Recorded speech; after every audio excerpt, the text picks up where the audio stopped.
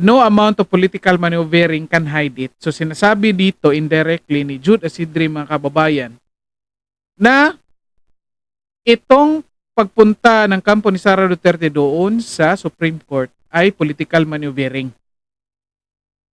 Oh. Yet, basically, legal yun. Legal action yun. And yet, sinasabi niya political maneuvering. So, ano ibig sabihin? Sinasabi niya indirectly na itong Supreme Court ay subject for political maneuvering, mga kababayan. Or, pwedeng gamitin itong Supreme Court for political advantage. Yan. Okay, magandang araw po sa inyong lahat and welcome po ulit dito sa ating Tantabunan PH channel, mga kababayan. And nandito naman po tayo para sa ating panibagong reaction video ngayon, mga kababayan. At ito, pag-uusapan natin, mga kababayan, kung paano pinapahiya ng kongresistang ito yung kanilang mga sarili, mga kababayan, at ang buong House of Representatives. Nako, dahil tuloy dito sa pag-file na ng impeachment, mga kababayan, nakikita tuloy ng mga tao kung anong klaseng pag-iisip meron itong mga kongresista natin, mga kababayan. Di ba? Kahit sabihin natin na parang plinano ito ni President Rodrigo Duterte, mga kababayan, or simpleng coincidence lang ito, yet ito nakikita natin, mga kababayan, kung anong klaseng mag-isip itong mga House of Representatives natin, mga kababayan. At ito, laruan lang muna natin ito, mga kababayan. Magkaroon lang tayo muna dito ng initial trial. Okay? Kasi nga, may dalawang grupo na nag-file ng petition doon na ipatigil yung impeachment case laban kay Sara Duterte, mga kababayan. At ito, gagawin natin itong parang mini trial, mga kababayan. Okay?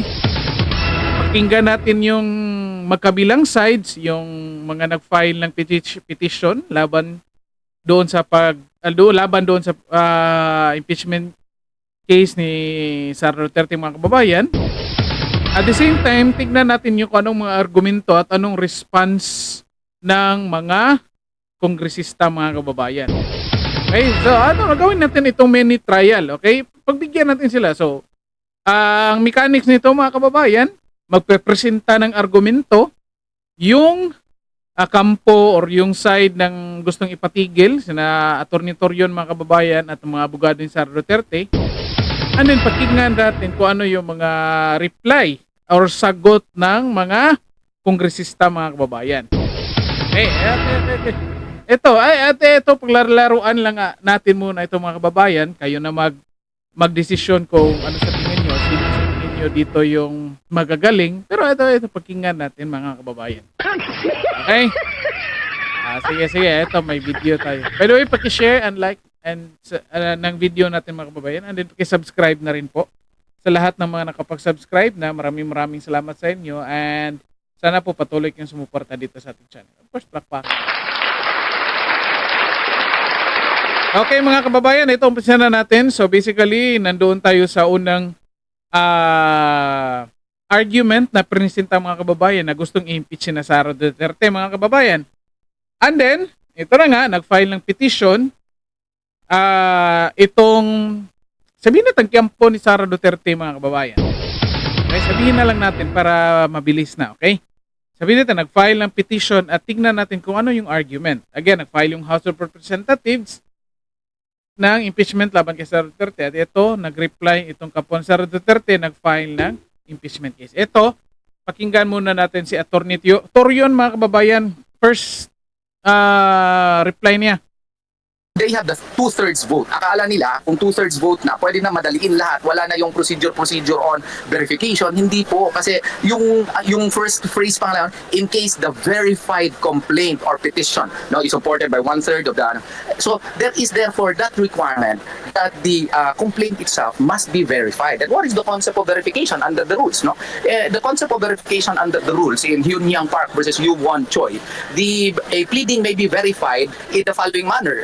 One may be based on one's own personal knowledge or based on authentic records or both as the circumstances may warrant. So therefore, this requires that the person who signs a pleading or a complaint must have personal knowledge, first-hand observation or experience as distinguished from a belief based on what someone else has said. So Mga kababayan, intindi nun. English ng mga kababayan, hindi ko naintindihan. Karamihan ng mga kababayan, pasensya na. O yan na nga mga kababayan, simple explanation lang mga kababayan na hindi ibig sabihin na kapag nakapag-usap, sinabi nyo na one-third na kayo, automatically, yun na yun. Kasi nga, yun nga yung basic understanding na pirepresenta dito ng House of Representatives na kapag nakaroon ng one-third mga kababayan, kahit wala nang babasahin, okay na yun mga kababayan. And of course, pinisanta natin dito ilang mga, I think may dalawa na tayong naipakita mga kababayan. I think dalawa or tatlo. Or I think tatlong kongresista mga kababayan na nag-explain bakit sila pumirma. And most likely yung explanation nila ay dahil dun sa pera. Dahil sa ayuda mga kababayan. Okay? And then yung isa, si Richard Gomez, nag-explain hindi siya pumirma, yet sinabi niya, hindi siya pumirma kasi may panindigan siya, sinabi niya na kahit wala tayong matatanggap. So ano ibig sabihin nun? Diba mga kababayan? Stop it. Yan yun ha, mga kababayan. Nanyat, ano sinasabi dito ni Atty. Torion, na dapat kahit sabihin nyo na nag-2/3 na kayo, yet dapat verified, alam mo na kung ano yung nakasulat doon na bago ka pumirma. Okay, mga kababayan? At ito, comment kayo dyan. Sinong gusto nyo pasagutin dito sa argumento ni Atty. Torion mga kababayan? Okay, hanap tayo dito. Ito muna. Paborito ninyo. Ito. Again ha. Question yung proseso mga kababayan. Anong reply dito? Sa dulo naman yung interest natin dito ay paano mas mapabilis yung proseso ng pag-hold accountable kay VP Sara sa kanyang pang-abuso sa kapangyarihan. So kahit anumang delay at delaying tactics na ginagawa ng kanilang kampo, this is a great disservice to democracy. Delaying tactics daw mga kababayan. Isa itong malaking banat, isa itong malaking lamat doon sa ating panawagan na dapat immediately ASAP i-hold siya accountable.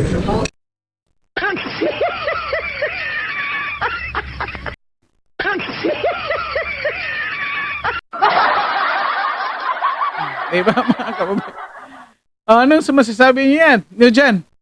Ang issue dito mga kababayan, ang sinasabi dito ng kampo ni Sara Duterte, lalo na dito ni Atty. Torion mga kababayan, na yung proseso is questionable nga. Ang problema kasi dito sa mga kongresista mga kababayan, daldal ng daldal, hindi man lang tanungin kung anong nasa loob ng petisyon. Kaya, anong ginagawa ngayon? Nag-trial by publicity. Ini-encourage yung mga tao na magalit doon kay Sara Duterte. Yun na nga, ang daming gagawing mga conditional na mga statement na halimbawa kapag ganitong ginagawa ng kampo ni Sara Duterte, hindi takot doon sa accountability mga kababayan. Kalain nyo yan? Ganito, tignan nyo. Mambabatas ito mga kababayan. Mambabatas. Anong ibig sabihin yan? Napakabigat na pangalan yan mga kababayan. Ibig sabihin, dapat alam mo yung batas kasi isa ka sa mga gumagawa ng batas mga kababayan. Anyet, sabi dito, ang argumento dito ni Atty. Torion mga kababayan na pinapakita dito ng mga mambabatas na ito na parang wala silang alam doon sa batas or sa konstitusyon at sa kanilang rules mga kababayan. Yan yung problema dito. Okay? Sino pa gusto niyo sumagot mga kababayan? Sino pa? Ito na meron pa ba tayo? Ano pa? Pakinggan pa natin. Hindi pa tapos mga kababayan si Atty. Torion. Therefore, there is a stringent requirement, stricto po na requirement na dapat meron siyang personal knowledge doon sa pinirmahan nila. Nakikita naman natin yung mga congressman, congresswomen, alas 10 ng umaga, alas 11 ng umaga, na hindi pa nga nila alam kung ano yung subject matter doon sa caucus. And then, if you note, at 3:45 p.m., they already included the impeachment complaint as one of the additional reference of business. What does that tell you? So they only have 3 hours to 4 hours to read the complaint. Ilang kopya lang yung complaint na nandun sa kanila. Ang nandun sa kanila nila ang mga 24 o 30 complaints lang yun. To divide mo yan by 215.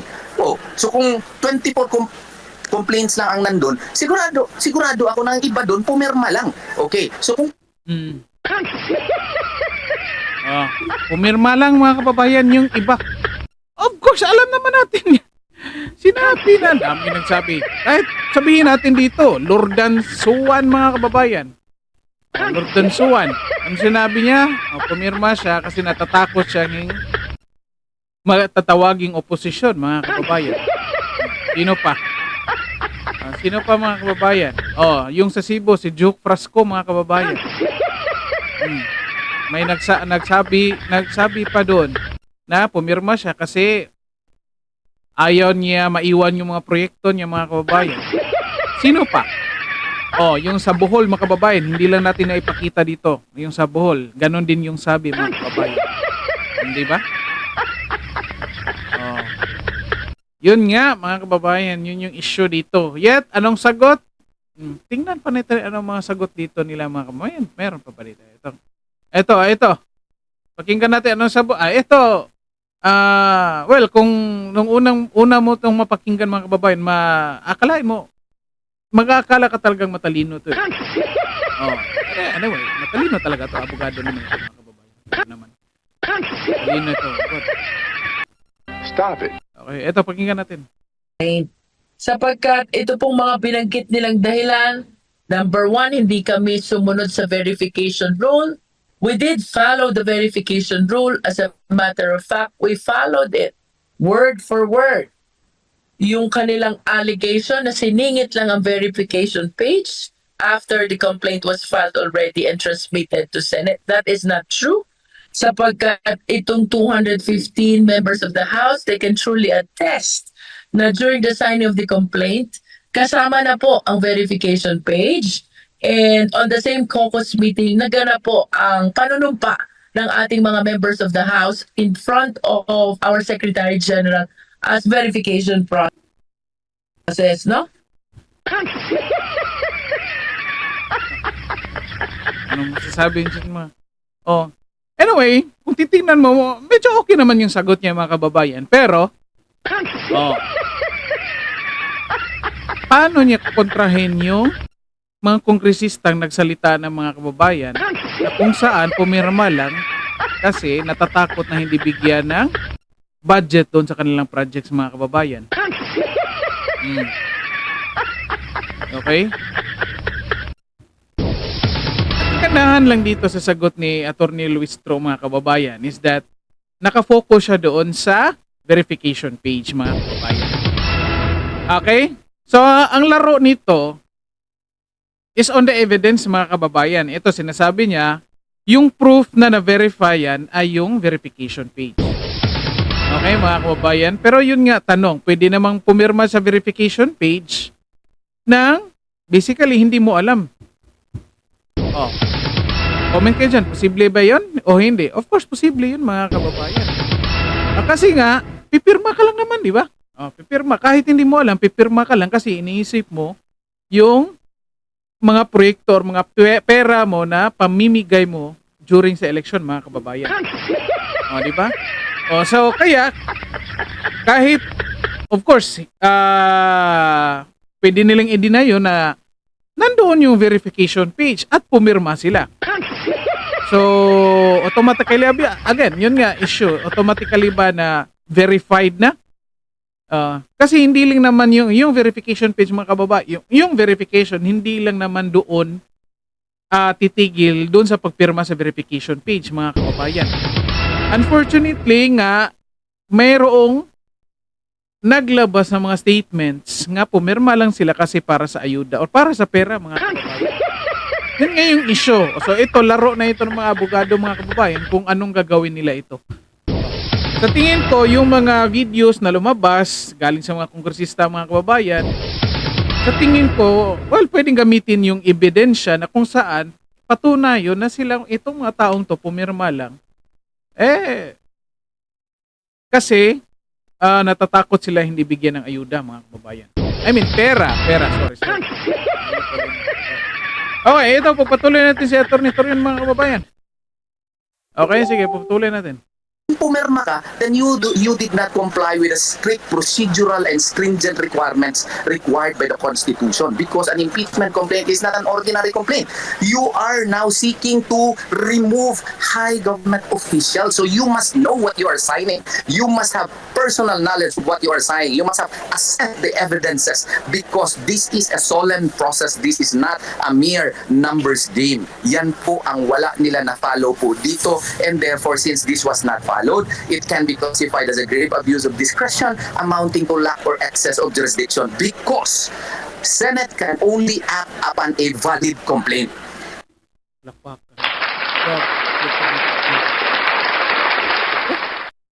Ewan ko lang sino kayang tingnan nyo, comment kayo dyan, sino kaya sa mga prosecutor, mga kababayan, congressman, prosecutor, sino kaya pwede itapat nila dito kay Atty. Torion, mga kababayan? Halimbawa lang, I think sinabi naman ni Torion, hindi siya kinuhang abogado ni Sara Duterte, mga kababayan. Pero yet, ito ngayon, kasi didinggin ito nga, I think April 1, mga kababayan, didinggin itong kaso na ito, itong petisyon na ito. At ito yung pernisinta niya. Kasi solemn process. Kasi kung hindi, mga kababayan, magti-take advantage lang kayo kasi 80% sa mga kongresista ay nasa administrasyon ngayon. So yun nga, lalabas na anong tawag yun? Grave abuse of discretion, mga kababayan. O grave abuse, yun nga, abuse na eh. Ang abuse na yung nangyayari kasi nga, kontrolado nyo na lahat. O sino gusto nyo sumagot dito, mga kababayan? Ito, maghanap tayo. O, may sagot. Ito muna mga kababayan. Ito dalawa muna, mga kababayan. Duterte. Congressman Jill Bungalon, one of the House prosecutors, called the move a publicity stunt. He says either that or the VP is already on panic mode ahead of the trial. Party list Congressman Panic po daw, mga kababayan. Akalain yan. Tingnan nyo ito. Ito, pinicture natin to sa mga videos natin dito, mga kababayan. Anyat ito, abogado, inaabuso yung kanyang profesyon, mga kababayan, para lokohin tayo mga tao, mga ordinaryong Pilipino. Iniinsulto tayo sa pamamagitan ng paggamit ng mga fallacious statements. Hindi lang pala ito, mga kababayan. Halos naman itong lahat ng mga congressman, mga kababayan, ito yung ginagamit nila. Kung saan niloloko tayo, iniinsulto tayo sa pamamagitan ng pagloko sa atin ng pag-deny ng mga issues, mga kababayan. Katulad nito, ito yung mga issues na prenisinta ng kabilang kampo, sa kampo nila Sara Duterte. Anong sagot? Sara Duterte is in panic mode, mga kababayan. O anong ibig sabihin? Kinukumbinsi yung mga tao na magalit doon kay Sara Duterte at hindi na mag-isip, hindi na titignan yung valid arguments na pernisinta ni Atty. Torion, mga kababayan. Yan yung problema. Ito pang loloko ito. Again, pinicture na natin ito kasi itong pabhira. Pabhira itong abogado nito. Batang-bata pa naman, mga kababayan. Akalain mo, parang tingnan nyo na isang kongresista, batang-bata,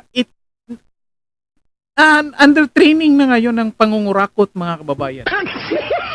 Kasi ang amo nito si Saldico, mga kababayan. Of course, kilala nyo naman si Saldico. Di ba? Comment kayo dyan, ang tindi nito. Stop it. Okay, ito. Pakinggan pa natin. Ano pa? May isa pa.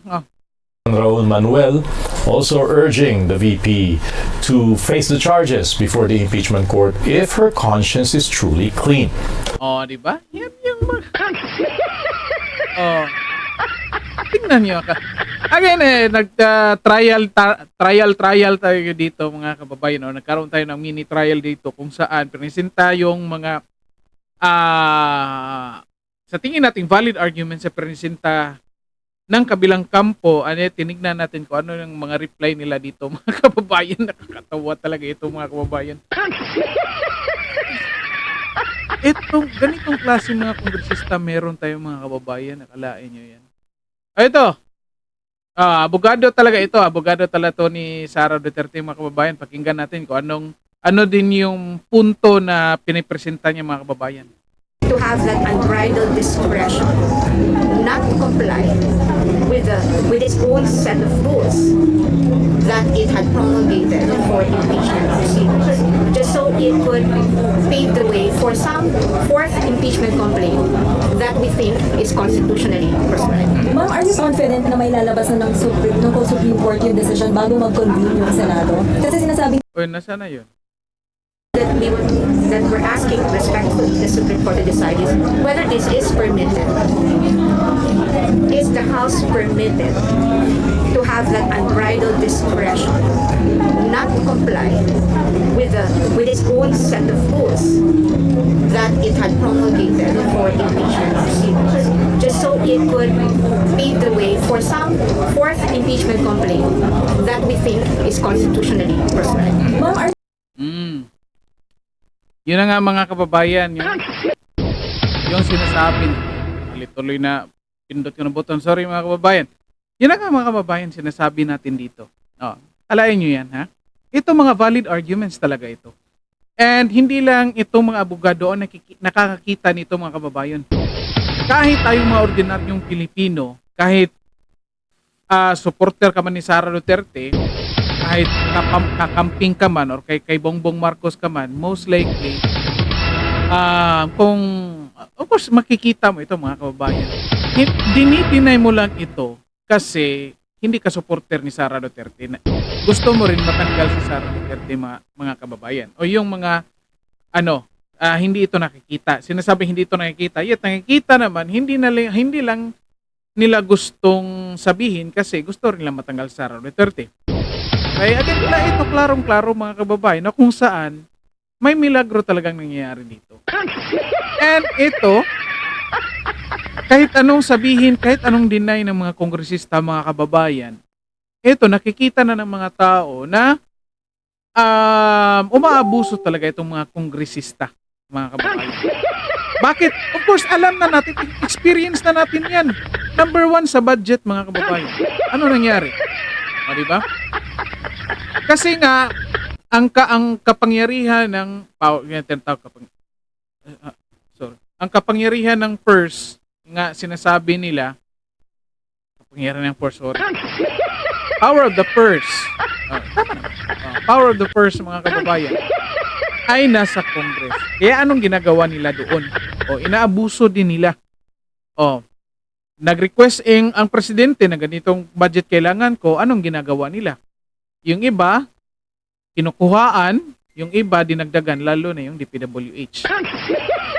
I think pwede din yan.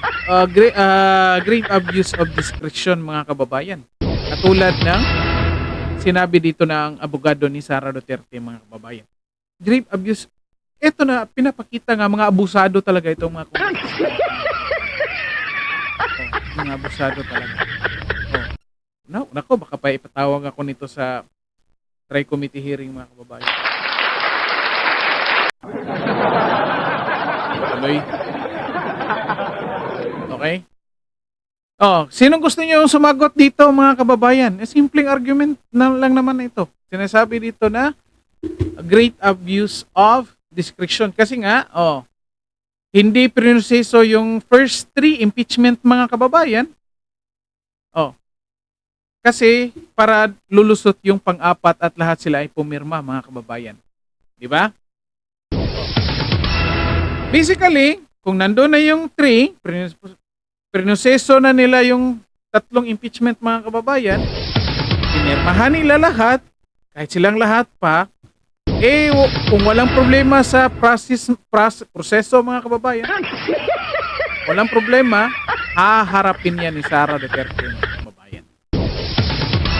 Haharapin yan. Ang problema kasi, ito, inaabuso. Ang problema din, nakikita yung pang-aabuso dito sa kanilang kapangyarihan at ngayon pupunahin na anong sabi.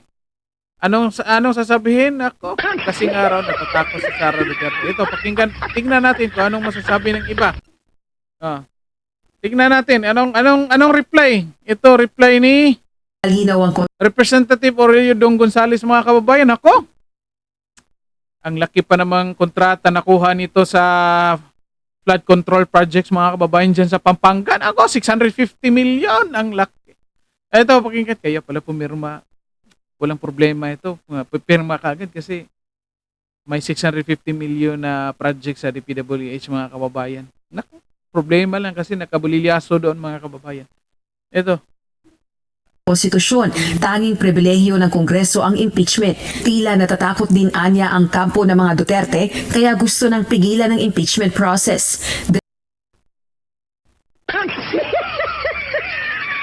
Natatakot na yung mga Duterte, mga kababayan. Tanong natin, kailan ba natakot itong mga Duterte? Hindi kaya itong mga kongresista natatakot, mga kababayan? Hindi kaya sila? Hindi ka kaya matatakot, may 650 million kontrata ka sa DPWH and then tungkol doon sa Pampanga na flood control projects, mga kababayan, and yet yung resulta disgrasya pa rin, mga kababayan. Hindi ka kaya matatakot dyan? Sinasabi dito, desperate attempt to evade accountability, mga kababayan. At ito sinasabi pa, impeachment is sole prerogative of Congress. Pribilehiyo ng Kongreso. Tanong natin, absolute ba ang privilege, mga kababayan? Kaya pwede nyo nang gawin kahit anong gusto nyo gawin dyan? Katulad ng ginawa nyo dito sa impeachment nga, na kung saan minagic ninyo. Diba? Ay! Umimik na tuloy yung amo nila, mga kababayan. Ito, pakinggan pa natin yung iba. Desperado umanong pagtatangka ang petisyon ni VP Duterte upang takasan ang pananagutan. Hamon naman ni House Deputy Speaker Quezon 2nd District Ito pa isa, mga kababayan. Ako, nasa na kayong 56 million na unliquidated funds, mga kababayan, nung siya ay gobernador, mga kababayan. Naku, hindi lang ito binalita, mga kababayan. Ay, hindi ko alam kung hindi ito binalita, pero hanapin nyo dyan, mga kababayan. Nasa pamantalaan yan, mga kababayan, na kung saan itong si David J.J. Suarez, mga kababayan, nung siya governor, mayroong 56 million na unliquidated funds, mga kababayan. Sabi niya ng report ng COA, mga kababayan. Okay? Yun nga, mapatanong tayo, si Sara Duterte nga kayang takot o itong mga mababait nating kongresista, mga kababayan? Representative J.J. Suarez kung naniniwala si VP Duterte na inosente siya, harapin niya ang reklamo laban sa kanya. Gate naman ni House Assistant Majority Teka muna. Ayan ha. Ano sabi niyo? Nakalimutan ko tuloy. She truly believes it's innocent. She should face the charges head on instead of running to the court for protection, mga kababayan. Tingnan niyo yung mga statement niya, i-analyze yung mga kababayan. Sino kayang tunay na natakot dito? Bakit ayaw nila pumunta yung mga tao doon sa Supreme Court? Kahit nga yung mga vloggers, nagagalit sila na pumunta sa Supreme Court, mga kababayan. Kasi the same lang yung reklamo ng mga vloggers, mga kababayan, kasi grave abuse of discretion, mga kababayan. Inaabuso nila yung kapangyarihan nila, mga kababayan. Nagtitake advantage para makabawi doon sa mga vloggers na pinupuna sila at makabawi dito kay Vice President Sara Duterte kasi hindi sila napagbigyan ng kung anong gusto nila, mga kababayan.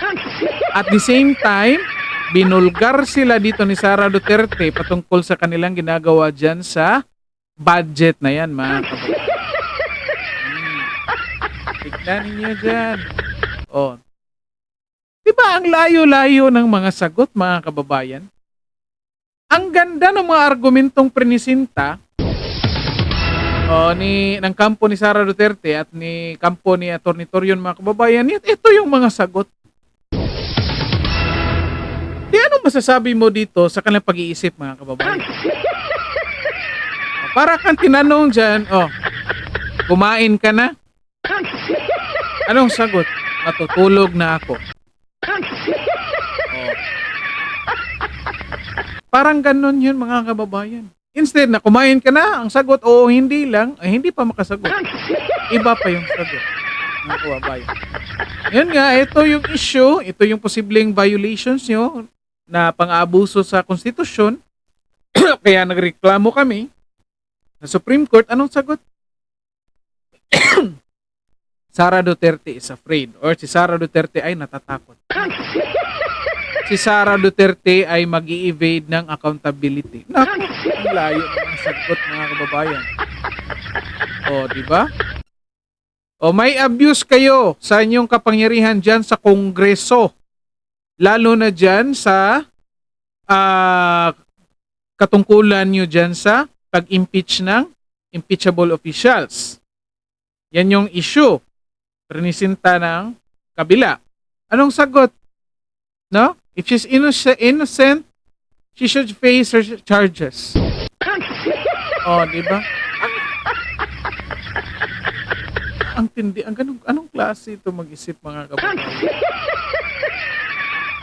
Di ba? Nako, ito, pakinggan pa natin last na. Niya ang reklamo laban sa kanya. Gate naman ni House Assistant Majority Leader, Tingog Party List Representative Jude Asidre. Natataranta na si VP Duterte. Ito, mga kababayan. Ang layo. Natataranta daw. Sino kayang natataranta dito, mga kababayan? Hindi ba? Hindi ka kayo matataranta kung may plano kang nakawin yung pera ng PhilHealth. And then paumpisa pa lang, hindi pa lang naumpisa, pirmahan pa lang ng agreement nyo ng PhilHealth na ng DBP at nahuli na kagad. And then suddenly umatras. Anong tawag doon? Hindi kaya yun natataranta, mga kababayan? Diba? Ano tawag mo doon? And yet, ito sinasabi nila dito kay Sara na natataranta na daw. Si Sara Duterte daw ang natataranta, mga kababayan.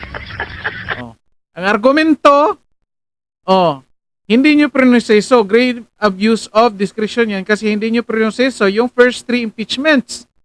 Pinaupo nyo doon, verified na yun, yet pinaupo ninyo ng 2 buwan. And then suddenly, nagkaroon ng pang-apat. Technique nyo yun, which is hindi pwede dapat para makapasok itong pang-apat na impeachment na kung saan hinostage yung 2025 budget, mga kababayan. Kasi hindi nga bibigyan ng ayuda o hindi bibigyan ng pera or budget kapag hindi ka pumirma. Diba? Yet, anong sagot? The Vice President is clearly rattled. Her desperation is showing and no amount of political maneuvering can hide it. Ang tindi. Ito, mga kababayan, ang tindi nito. Ako, honestly, mga kababayan, magiging seryoso. Itong statement na ito ni Jude Asidre, mga kababayan, ito, magre-raise ito ng malaking issue. Lalo na dito sa kapangyarihan ng Supreme Court, mga kababayan. Kasi nga, ito, tingnan ninyo. No amount of political maneuvering can hide it. So, sinasabi dito indirectly ni Jude Asidre, mga kababayan, na itong pagpunta ng kampo ni Sara Duterte doon sa Supreme Court ay political maneuvering. Yet, basically, legal yun. Legal action yun. And yet, sinasabi niya political maneuvering. So, ano ibig sabihin? Sinasabi niya indirectly na itong Supreme Court ay subject for political maneuvering, mga kababayan. Or, pwedeng gamitin itong Supreme Court for political advantage. Yan yung ibig sabihin nito, mga kababayan. I don't know, comment kayo dyan kung anong masasabi nyo dito sa statement ni Jude Asidre, mga kababayan. Ginantindi nito ha, mga kababayan ha. Ako, sinabi ko no, sa isang video ko mga kababayan na 100% yung tiwala ko dito sa Supreme Court mga kababayan. Kasi ito na lang yung branch ng government natin na ating maasahan. Kasi itong executive, wala na, para patay na ito mga kababayan eh. Focus na lang sa pangampanya mga kababayan kasi focus na lang na ipanalo yung kanyang mga kandidato para hindi siya ma-impeach mga kababayan pagkatapos ng election kasi delikado talaga siya mga kababayan kapag hindi yung makapasok yung mga bata niyang mga kandidato mga kababayan. Nako, delikado talaga si President Bongbong Marcos mga kababayan. Kaya nga ang sinasandalan na lang natin ngayon ay itong Supreme Court. And yet ito pa sinasabi ni Jude Asidri mga kababayan na kung saan pwede palang gamitin itong Supreme Court para sa mga political advantage.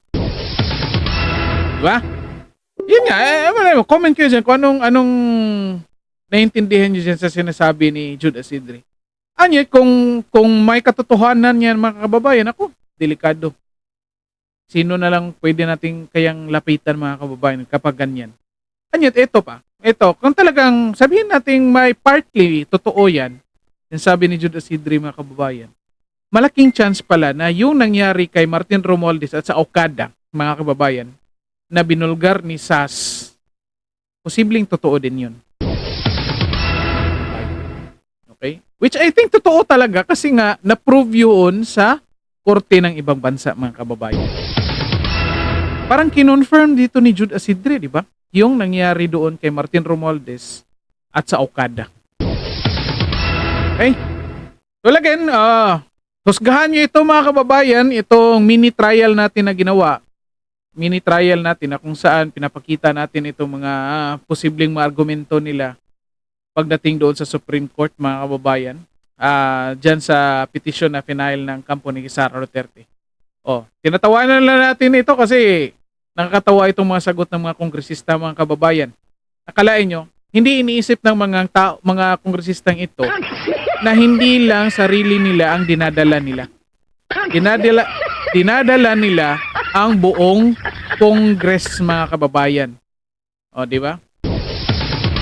Buong Congress yung dinadala. Kapag yan nga, sasalita ka, isa kang congressman, edi representante ka ng buong tao mo, buong distrito mo, at ng buong House of Representatives mo. And yet, anong sagot sa lahat ng argumento? Si Sara Duterte ay natatakot, umiiwas sa accountability. Naku. Ang layo ng kasagutan ng kababayan. Kayo na maghusga kung anong desisyon nyo dito mga kababayan. So dito na lang po muna tayo. And then, paki-like and share ng video natin mga kababayan. And then sa lahat ng mga subscribe na maraming salamat sa inyo. Palakpakan. Tinitingnan ko para hindi ako magkamali dito sa button mga kababayan. Kaya tinitingin ako dito. May bago tayo dito. Okay, so again, paki-like and share and then paki-subscribe na rin po sa ating channel. Okay, magandang araw po sa inyo lahat at ingat po.